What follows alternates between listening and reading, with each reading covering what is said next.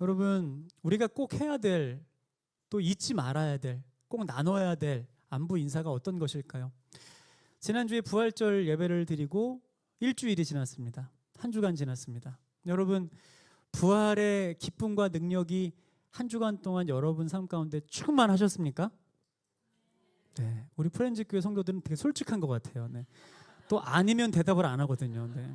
지금 이제 벌써 부활의 기쁨과 능력이 한 주간 내가 충만하지 않았어 라는 솔직한 고백을 이미 여러분들의 반응을 통해서 알 수 있는데, 우리 왜 그럴까요?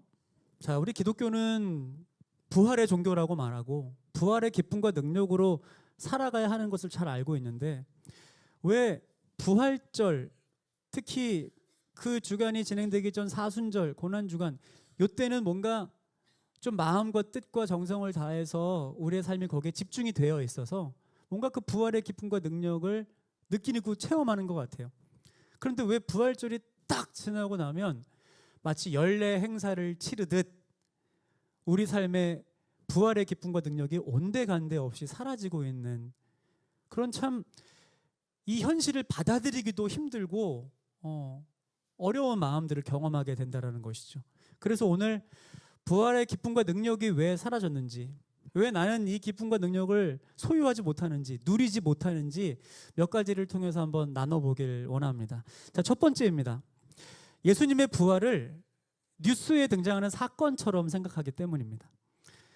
여러분, 우리 뉴스를 보잖아요. 그죠? 뉴스, 인터넷 뉴스도 보고 TV 뉴스도 보는데요. 뉴스를 볼 때 모두가 다 그 사건, 사고에 사실 반응을 하고 공감까지는 합니다. 저렇게 또 사고가 났네. 저런 사건이 일어났네. 저런 일이 지금 일어나고 있네. 반응과 공감을 하거든요. 그런데 그 순간이 지나면 잊어버린다는 거예요. 왜냐하면 내 얘기가 아니니까.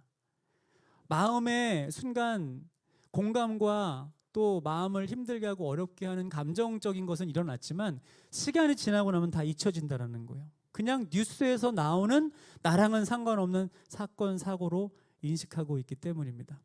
여러분, 예수 그리스도의 부활은 뉴스에서 나오는 사건이 아니에요. 예수 그리스도의 부활은 그냥 역사적으로 기록되어 있는 역사적 사건이 아닙니다. 부활의 사건은 바로 이 자리에 있는 나를 위한 능력인 줄 믿습니다. 내 이야기예요. 나를 위한 이야기이고요. 나를 위해 준비된 하나님의 완전한 약속이라는 사실을 오늘 예배를 통해서 다시 한번 여러분들의 고백으로 깨달으시고 주님 앞에 올려드릴 수 있었으면 좋겠습니다. 결국 예수님이 살아나셨습니다 라고 뜨겁게 찬양하고 우리는 지난주에 고백했지만 한 주간 삶 속에서 이런 모습이죠. 예수님이 부활하신 거는 부활하신 거고 또 나는 나의 삶을 살아야지. 삶으로 나왔더니 또 문제가 있네. 또 어려움이 있네. 또 여러 가지 상황이 나를 뒤덮고 있네. 예수님의 부활과 나의 삶의 현장이 철저히 분리되어져 있는 거예요. 여러분, 그러려고 예수님께서 십자가에 달려 죽으시고 죽음을 이기시고 부활하신 게 아니라 부활의 능력이 우리 삶 가운데 구체적으로 드러나고 삶으로 연결되길 원하셔서 예수님 부활하셨음을 이 자리에 있는 우리 모두가 주님 앞에 고백해야 한다는 것이죠. 교회 안에서만 부활의 기쁨과 능력이 있는 게 아니에요. 부활절 당일에만 부활의 기쁨과 능력이 있는 게 아니에요. 우리 삶의 모든 순간순간에 예수 그리스도의 부활의 기쁨과 능력이 늘 충만히 넘쳐나시기를, 그 고백이 여러분들의 고백 되시기를 다시 한번 간절히 축복합니다. 직장과 가정으로 이 부활의 능력과 기쁨이 연결돼야 되고요. 아까 찬양한 것처럼 나의 삶이 너무 고단하고 너무 피로도가 쌓여있는 그 현장에도 부활의 능력과 기쁨이 연결되어야지 한다는 것이죠. 사랑하는 여러분, 요한복음 11장 25절 26절 보니까요, 다시 한번 우리에게 도전하십니다. 예수께서 이르시되 나는 부활이요 생명이니 나를 믿는 자는 죽어도 살겠고 무릇 살아서 나를 믿는 자는 영원히 죽지 아니하리니 이것을 네가 믿느냐. 아멘. 이것을 여러분 믿으십니까? 믿으세요? 이걸 믿으셔야 돼요. 네, 이 믿음으로부터 우리 부활의 기쁨과 능력이 시작될 수 있다는 겁니다. 다시 한번 여러분들에게 도전합니다. 예수님의 부활은 이전에 일어났던 어떤 역사적 사건이 아니라 지금 이 시간 이 자리에 있는 나를 향한, 우리를 위한 하나님의 능력인 줄 믿습니다. 아멘. 두 번째입니다. 우리가 왜 부활의 기쁨과 능력을 누리지 못하고 소유하지 못할까요? 예수님을 내가 의지하는 그냥 물리적인 대상으로만 기대하고 있었기 때문입니다. 예수님을 우리 삶 속에서 내가 찾아가서 만날 수 있고, 내가 이야기 나눌 수 있고, 내가 붙잡고 의지할 수 있는 물리적인 대상으로만 생각했기 때문이에요. 누가복음 24장 21절에 우리는 이 사람이 이스라엘을 속량할 자라고 바랐노라. 오늘 엠마오로 향하고 있는 제자들이 하는 고백이에요. 그냥 예수님을 알지 못하고 예수님을 멀리서 지켜봤던 무리들의 고백이 아니라 예수님의 제자들이 이 고백을 하고 있어요. 우리는 이 사람이 바로 예수님이죠. 예수님이 이스라엘을 속량할 자, 로마로부터 이스라엘을 독립시킬 사람이라고 생각하고 붙잡고 믿고 살아왔습니다. 그런데 예수님이라는 그 내가 붙잡고 함께 할 수 있는 대상이 없어지니까 지금 이들 삶이 완전히 무너져 버린 것이죠. 기쁨과 능력이 사라진 삶을 이 제자들이 걸어가고 있다는 것입니다. 사랑하는 여러분, 오늘 예배를 통해 다시 한번 여러분들에게 도전합니다. 우리가 살아가면서 절대적으로 붙잡고 의지하지 말아야 할 것들이 있습니다. 절대적으로. 그것이 무엇입니까? 바로 사람과 환경이라는 것입니다. 사람과 환경은 우리 이미 다 경험했잖아요. 결국 다 변합니다. 결국 다 사라져버립니다. 그토록 믿었던 이 사람만큼은 아니야 라고 믿었던 존재들도 결국 다 변하는 거예요. 환경은 어떻습니까? 더 시시각각으로 내가 의지할 수 없는 부분이 바로 가장 불안한 환경적인 요소가 아니겠습니까? 오늘 이 시간 이 자리에 살아계신 하나님께서 우리에게 이 말씀을 통해, 그리고 제자들의 모습을 통해 도전하시는 거예요. 절대로 사람과 환경을 의지하지 말라고. 우리가 지금 고백하고 있는 예수님이라는 분도 우리가 붙잡고 의지하는 내 앞에 내 눈에 보이고 있는 물리적인 대상으로 기대하지 말라고 우리에게 말씀을 하시는 거죠. 우리는 사실 그렇게 살아가요. 믿을 사람이 하나도 없는 시대이기 때문에, 믿을 것이 하나도 없는 시대이기 때문에 우리는 더 똘똘 가족끼리 뭉치는 거, 이런 얘기 하잖아요. 그래도 믿을 거는 가족밖에 없어. 믿을 거는 내 가족밖에 없어. 다시 질문합니다. 여러분, 정말 가족들 믿을 수 있습니까? 여러분의 가족들 정말 믿을 수 있어요? 우리 가족들 믿으면 안 돼요. 그래서 아멘이 나오면 좀 속상한데, 가족들 믿으면 안 돼요. 여러분, 왜 그렇습니까? 우리는 다 보고 있잖아요. 이 시대의 지금 상황들을. 존속 살해, 존속 살인이라는 이 사건 사고가 너무나 많이 일어나고 있는 시대예요. 존속 살인이 뭐예요? 가족을 죽이는 거예요. 얼마 전에도 여러분, 일가족이 살해당한 사건이 누구로부터 일어났습니까? 가장으로부터 일어났습니다. 그 가장의 마음은 사실 그런 겁니다. 이제 우리 집이 완전히 부도가 나고 앞으로 겪게 될, 내 아내와 내 자녀들이 겪게 될 경제적 이 어려움을 겪게 해주고 싶지 않아서 자녀들을 죽이고 아내를 죽이고 자기도 죽으려고 그랬다는 거예요. 여러분, 가족 믿다가 생명까지도 해함을 받는 일들이 지금 우리 시대에 일어나고 있어요. 이 자리에 있는 여러분들, 특히 남편분들, 아내분들이 주시는 음식 잘 드시죠? 여러분, 믿음이 진짜 좋으신 거예요. 네, 이렇게 놀라운 시대에 여러분, 제가 우스갯소리로 이야기하지만 정말로 이제는 믿을 수 없는, 가족까지도 믿을 수 없는 시대가 되었다라는 거예요. 근데 여러분들은 어찌 보면 가족과의 이제 그런 어느 정도의 선을 긋고 살아가면서 그래도 이 친구는 나의 소울메이트예요. 이 친구는 내 영혼의 친구예요. 여러분, 친구 믿을 수 있습니까?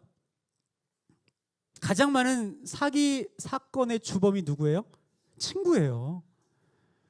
지금도 일어나고 있는 수많은 사기 사건의 피해자들이 다 나중에 고소를 하고 그러면 친구로부터 다 사기를 당했다라는 거예요. 친구 절대로 믿으면 안 돼요. 자, 그럼 더 나아가서 성도들 믿을 수 있습니까? 여러분, 성도들 믿을 수 있어요? 여러분, 성도 믿으면 안 돼요. 우리가 이 교회 공동체 안에 성도로 모였지만 성도를 사람의 대상으로 생각하고 성도라는 사람을 믿으면 안 된다고. 여러분 왜 그렇습니까? 우리 교회 안에 예수님 보러 왔다가 성도들 간의 관계 때문에 대부분 마음 상하고 미움 생기고 원망 생기고 관계 끊어져서 나중에 교회도 떠나고 예수님도 안 보게 된다고요. 그 시작이 바로 성도 믿었다가 성도 의지했다가 생기는 일이에요.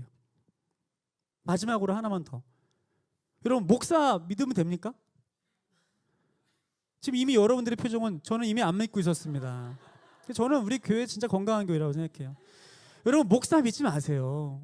목사 믿다가 교회가 이 지경이 된 거예요. 목사라는 사람적 대상을 믿다가 이 난리가 난 거라고요. 제가 여러분들에게 오늘 정말 이 시대가 이 세대가 왜 이렇게 씁쓸해졌나 이렇게 부정적인 이야기를 계속 양산하려고 말씀드리는 게 아니에요. 여러분 우리는 결국 사람과 환경 절대로 의지하면 안 돼요. 뭘 의지해야 돼요? 너무 불완전하고 너무 연약하고 늘 썩어지고 늘 사라져버릴 사람과 환경이지만 변함없이 하나님의 신실한 능력의 손으로 이 썩어져갈 것들을 붙잡고 이끌어 가시는 오직 하나님만 믿고 기대하시기를 축복합니다. 오늘 우리 그 믿음의 고백 다시 다지려고 이 예배 가운데 나온 것이고 하나님이 우리에게 지금 그 말씀 전하고 계신다라는 것이죠. 디모데후서 1장 12절 세 번역 말씀인데요. 우리 같이 한번 읽어보고 싶어요. 함께 읽을게요. 그러므로 나는 어떤 이런 고난을 당하면서도 부끄러워하지 않습니다. 나는 내가 믿어온 분을 잘 알고 있고 또 내가 맡은 것을 그분이 그날까지 지켜주실 수 있음을 확신합니다. 아멘. 나는 연약하지만, 나는 불완전하지만, 나는 언제나 마음이 하루에도 몇 번씩 왔다 갔다 하는 존재이지만, 상황과 환경은 언제든지 바뀌지만 살아계신 하나님께서 변하지 않는 그분의 능력으로 내 삶을 이끌어 가시니 나는 내가 믿어온 분을 잘 알고 있고 내가 맡은 것을 내 힘이 아니라 그분이 그날까지 지켜줄 수 있음을 확신합니다. 이 믿음의 고백이 있으면요 어떤 순간에도 믿음이 흔들리지 않아요. 이런 고난을 당하면서도 사도 바울이 당했던 수많은 고난 가운데에서도 모든 것들이 다 불완전한 상황이지만 이 믿음의 고백이 확신이 변하지 않는다라는 거예요. 이 놀라운 기대함과 믿음이 여러분 안에 다시 한번 부활의 기쁨과 능력으로 시작되기를 예수님의 이름으로 간절히 축복합니다. 세 번째는요. 세 번째는 왜 자꾸 우리가 기쁨과 능력을 잊어버립니까? 같이 한번 제목 읽어볼까요? 삶의 무게에 짓눌려 문제에만 시선을 두기 때문입니다. 네, 이거더라고요. 오늘 엠마오로 가는 제자들이 지금 어떤 상태예요? 실망과 상실감에 빠져 있어요. 이 실망이라는 표현 자체가 그거잖아요. 잃어버릴 실, 그리고 어떤 바랄망, 바램 자체를 완전히 잃어버린 거예요. 그러니까 상실감이 드는 거죠. 소망이 없는 인생. 좀 전에 나눴던 것처럼 예수님이 나의 전부였는데, 예수님이란 분이 내 삶을 지탱해 주시는 유일한 희망이었는데 그분이 내 눈에서 사라지고 나니까 엄청난 실망감, 상실감으로 삶에 소망이 없어지는 인생을 지금 걸어가고 있다라는 겁니다.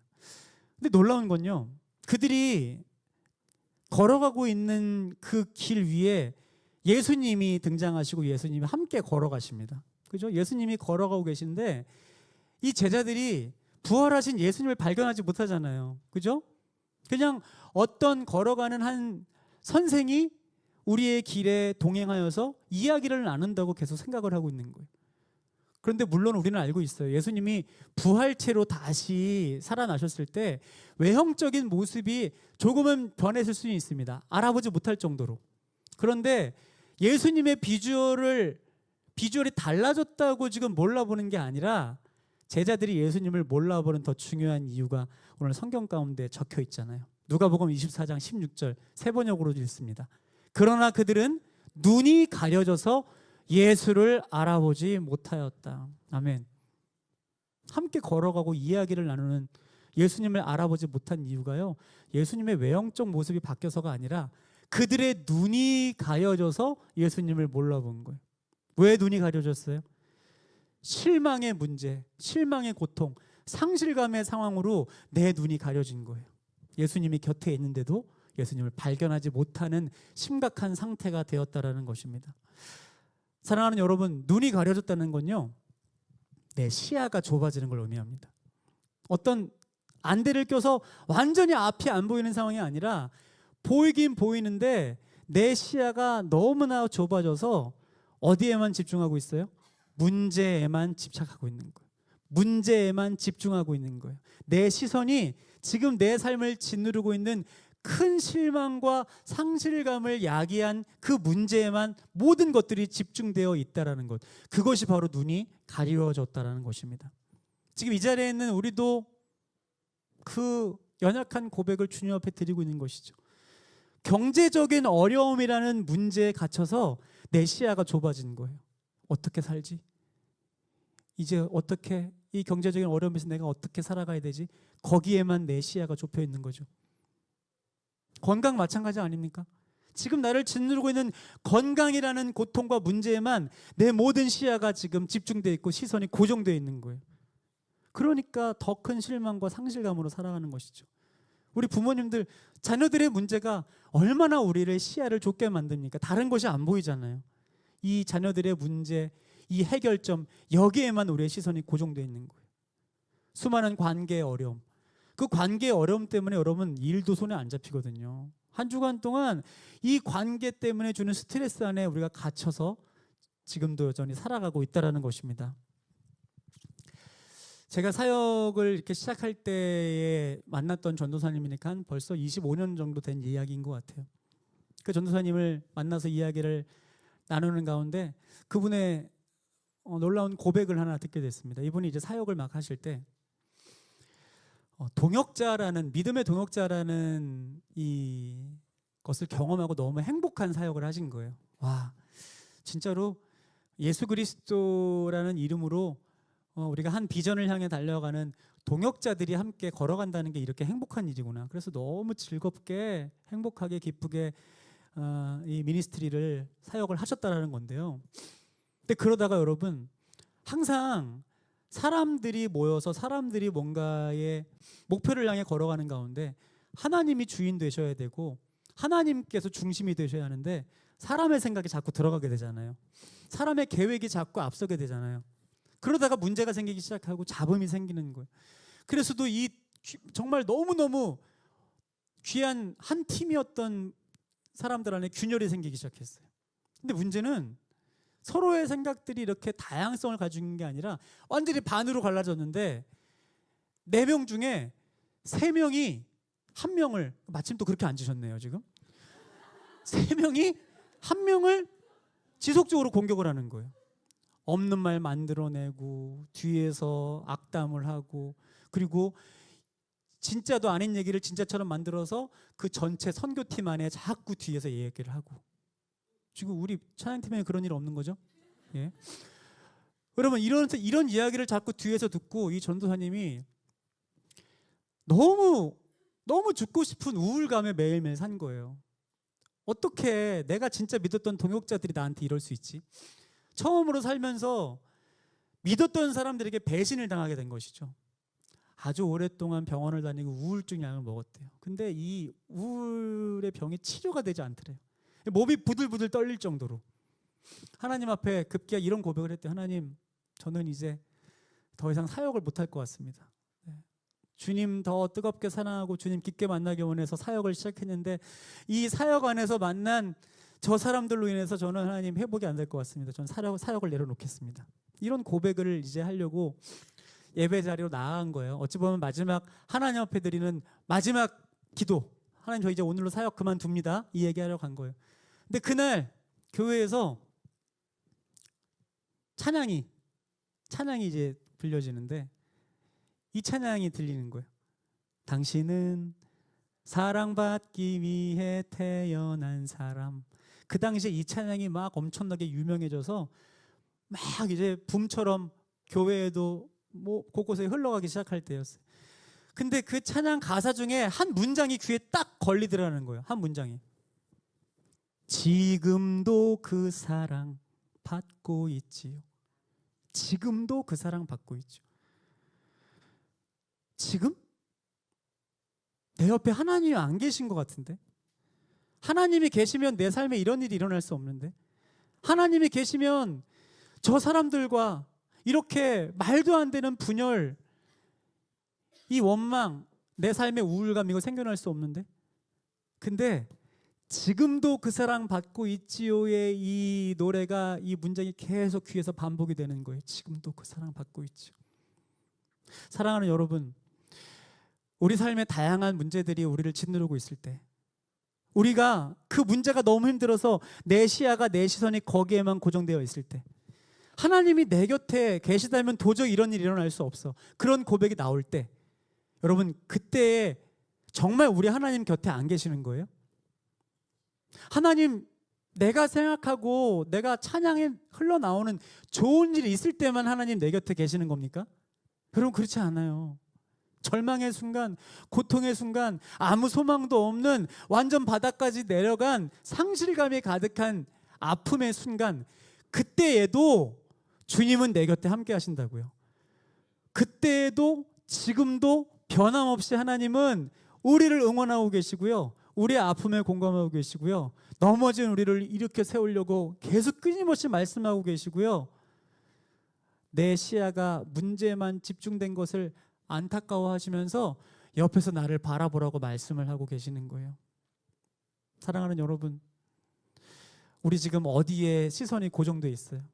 엠마오로 가는 제자들처럼 가장 큰 실망과 상실감으로 옆에 있는 예수님조차도 보이지 않는 상실감이 우리를 짓누르고 있습니까? 내 시선을 오늘 우리가 불렀던 찬양처럼 문제에 있었던 시선을, 눈을 들어 내 곁에 함께 하시는 예수님 바라보시기를 축복합니다. 근데 주님은 언제나 변함없이 지금도, 나는 언제나 항상 앞으로도 너에게 이 멈추지 않는 사랑을 흘려보낼 거야. 할렐루야. 네, 문제의 시선에서 내 곁에 함께 하시는 하나님의 시선으로 옮겨질 때 하나님의 나라, 하나님의 역사가 내 삶을 통해 반드시 시작될 줄 믿습니다. 그렇게 회복된 전도사님이 나중에 찬양을 만들었어요. 그분이 만든 찬양이 바로 또 하나의 열매를 바라시며예요. 감사해요. 깨닫지 못했었는데 내가 얼마나 소중한 존재라는 걸. 찬양 한 곡을 통해서 지금도 변함없이 내 곁에서 나를 응원하고 계시는 하나님이 계시는데 왜 나는 문제만 바라봤을까? 깨닫지 못하고 있는 수많은 영혼들에게 여러분, 지금도 여러분 곁에 주님이 함께 하십니다. 그 축복의 찬양, 이 또 하나의 열매를 바라시며를 만든 거예요. 이분이 그 이후에 만드신 찬양들이 하나님 아버지의 마음, 그리고 아무도 예배하지 않는 예배자, 그 사랑 얼마나, 이런 수많은 주옥 같은 찬양들이 나는 끝났어, 망했어, 나는 더 이상 사역 안 할 거야, 여러분 포기해버렸으면 일어나지 않았을 거예요. 하지만 내 곁에서 지금도 변함없이 응원하시는 하나님께로 시선이 옮겨지니 이제 절망하고 있고 삶을 포기하고 있는 수많은 영혼들을 위로하는 놀라운 찬양들을 만드는 통로로 사용된 것 아니겠습니까? 오늘 이 자리에 있는 우리가 그렇게 회복되어서 쓰임 받기를 예수님의 이름으로 간절히 축복합니다. 우리 또 다른 제자들의 모습을 한번 살펴볼까요? 엠마오로 가는 제자들이 있었고 또 다른 제자들은 어땠을까요? 요한복음 20장 19절 상반절 말씀에 이렇게 나와 있죠. 이날 곧 안식 후 첫날 저녁 때에 제자들이 유대인들을 두려워하여 모인 곳의 문들을 닫았더니, 예수님의 부활 소식을 듣고 난 이후의 저녁이에요. 근데 그들이 지금 어디 있어요? 유대인들이 우리를 잡으러 올까 봐 무서워서 제자들 있는 몇몇이 지금 숨어서 그것도 문을 굳게 닫고 거기서 벌벌 떨고 있는 거예요. 여러분, 삶의 여러 가지 문제가 우리 안에 해결되지 않으면 이 절망의 두려움이 우리를 가두게 됩니다. 또 절망이라는 이 걱정과 염려로 인해서 우리의 마음 문을 스스로 닫아버리게 되는 거예요. 마음 문을 닫아버리고 삶을 포기해 버렸을 때 생겨나는 가장 큰 후폭풍과 부작용이 바로 지금 제자들의 삶 속에서 그대로 드러나고 있는 거예요. 예수님 부활하셨는데 기쁨이 없어요. 부활의 능력이 이들에게는 전해지지 않고 있다는 것입니다. 사랑하는 여러분, 이때 예수님은 부활하신 신령한 몸으로 다시 살아나셔서 제자들에게 오실 때 얘들아 문 열어줘 하지 않으시고 그 닫힌 문을 통과하셔서 제자들에게 나타나셨어요. 네, 신적인 능력으로 나타나신 거예요. 그런데 예수님이 우리 삶에도 그렇게 오시면 얼마나 좋을까라는 생각이 들어요. 하지만 이때에는 부활하셔서 다시 그 하늘로 올라가실 예수님이 제자들에게 마지막 지상 명령을 주시려고 특별한 신적 능력으로 임하신 거예요. 우리 삶에도 그렇으면 좋겠지만 그렇게 되지 않아요. 근데 예수님은 계속해서 여러분 앞에서 여러분 삶의 문을 두드리고 계세요. 사랑하는 누구야? 나야. 문 좀 열어주겠니? 내가 네 안으로 들어가서 너의 고통과 너의 아픔과 너의 절망의 문제들을 내가 해결해주고 싶어. 예수님이 문을 두드리고 계신 거예요. 계시록 말씀에 정확히 나와 있어요. 여러분 같이 한번 계시록 말씀 우리 한 목소리로 읽어볼게요. 볼지어다 내가 문 밖에 서서 두드리노니 누구든지 내 음성을 듣고 문을 열면 내가 그에게로 들어가 그와 더불어 먹고 그는 나와 더불어 먹으리라. 아멘. 사랑하는 귀한 예배자 여러분, 예수님이 두드리고 계세요. 여러분은 지금 두려움과 절망 가운데 갇혀서 내 마음을 굳게 닫고 있잖아요. 아무것도 할 수 없는 절망 가운데 있잖아요. 그래서 예수님이 두드리는 소리가 안 들리잖아요. 내 마음이 이렇게 소란함으로 가득 차 있는데 어떻게 문 두드리는 소리가 들려요? 근데 오늘 문을 두드리시는 예수님의 음성에 귀를 기울이고 여러분 문을 여십시오. 네, 이 문 열려 나가는 것 자체가 힘든 거고 문 손잡이를 잡고 있는데 이거 여는 것 자체가 힘든 거예요. 그런데 여는 순간 예수님 들어오셔서 내 힘으로 도저히 해결할 수 없었던 내 삶의 모든 문제들을 주님이 해결하시고 이제 주님 안에 참 평화와 주님과 함께 먹고 마시는 놀라운 은혜를 누리게 될 줄로 믿습니다. 골로새서 3장 1절에서 2절입니다. 그러므로 너희가 그리스도와 함께 다시 살리심을 받았으면 위의 것을 찾으라. 거기는 그리스도께서 하나님 우편에 앉아 계시느니라. 위의 것을 생각하고 땅의 것을 생각하지 말라. 땅의 것을 생각하는 게 내 문제에 시선이 맞춰져 있는 거죠. 내 시야가 좁혀져서 내 눈이 가려져서 문제만 바라보고 있는 것이죠. 그런데 나에게 계속해서 문을 두드리시는 예수님을 내 마음 가운데 초청하면 이제 예수님과 더불어 먹고 문제를 바라보는 시선이 내 안에 함께 하시는 예수님을 더 놀랍게 바라보게 될 것입니다. 바로 그것이 부활의 기쁨과 능력이 우리 삶 가운데 바로 지금 이 시간부터 시작된다는 사실, 여러분들의 고백으로 붙잡으시기를 간절히 축복합니다. 마지막 네 번째입니다. 우리 왜 부활의 기쁨과 능력이 우리 삶 가운데 사라졌을까요? 말씀과 기도로 연결되었던 주님과의 끈이 끊어졌기 때문입니다. 여러분, 제자들이요, 예수님이랑 그냥 같이 살았잖아요. 그죠? 같이 먹고 같이 자고 같이 거리를 돌아다니고 산으로 올라가고 삶 자체가 예배였어요.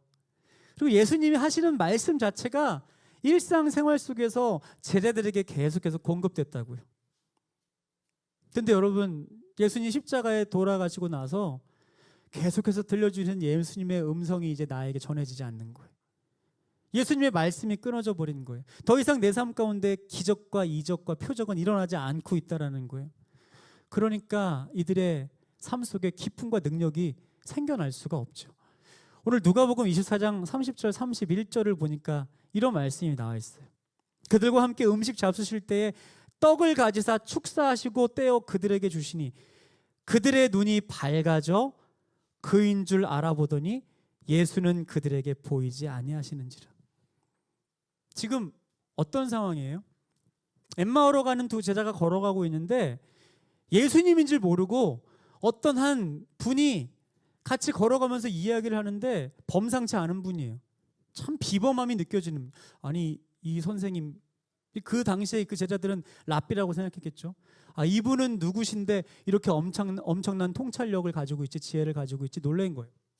엠마오 장소 숙소에 도착했는데 이분이랑 더 이야기를 나누고 싶은 거예요. 그래서 자신의 숙소로 초대를 해서 대화를 나누고 또 시간을 보내는 장면이 나오는 것 아니겠습니까? 그때까지도 예수님인지 몰랐다고요. 근데 예수님의 이야기를 계속 듣다가 예수님이 떡을 떼시고 축사하시고 제자들에게 전해주시는데 그 떡을 먹는 순간 눈이 밝아진 거예요. 여러분, 이 상황이 뭐예요? 너무나 충격적인 사건을 경험하면서 기억 상실증이 생긴 거예요. 모든 기억이 다 사라졌어요. 충격으로 인해서 내 뇌에 어떤 문제가 생긴 거예요. 그렇게 살아가다가 어찌어찌 나의 과거를 찾고 싶어서 돌아다니다가 내가 지냈던 동네로 가게 되고, 어릴 때부터 늘 먹었던 동네 앞에 있었던 음식을 하나 먹게 돼요. 그 음식이 내 입속에 들어오는 순간, 이 맛은? 이거는? 완전히 잃어버렸던 내 모든 기억의 조각이 퍼즐처럼 맞춰지기 시작하는 거예요. 여러분, 지금 제자들의 모습이 그래요. 예수님을 절대로 알아보지 못하고 눈이 가려져 있다가 예수님의 말씀 이후에 예수님이 떡을 떼어 축사하시고 그들에게 주는데, 그 떡을 먹는 순간 이건 예수님인데, 예수님 돌아가시기 전에 우리 최후의 만찬에서 나에게 주셨던 떡인데, 나를 축복하셨던 말씀인데, 이거 예수님인데, 그때 눈이 떠지게 되는 거예요.